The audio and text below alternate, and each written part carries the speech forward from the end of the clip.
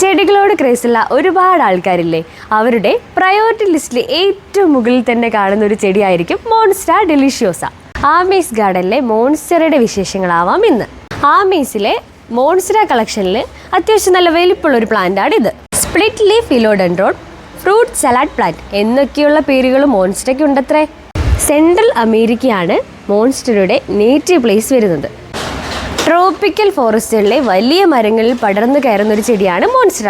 അതുകൊണ്ട് തന്നെ direct സൺലൈറ്റിനേക്കാളും filtered sunlight ആണ് ഇവയ്ക്ക് കൂടുതൽ ഇഷ്ടം. ഇൻഡോറിലായാലും ഔട്ട്ഡോറിലായാലും ഒരേപോലെ ഭംഗി തരുന്നൊരു ചെടിയാണ് മോൺസ്റ്റർ.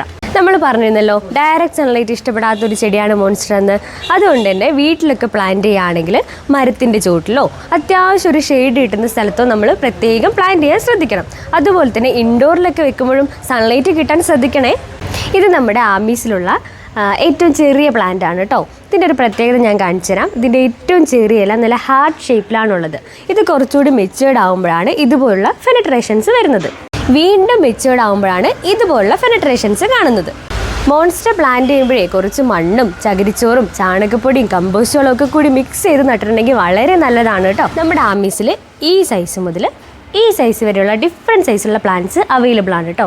പ്ലാന്റ്സ് വേണ്ടവർ താഴെ കിടന്ന നമ്പറിൽ മെസ്സേജ് ചെയ്താൽ മതി കേട്ടോ. Happy gardening.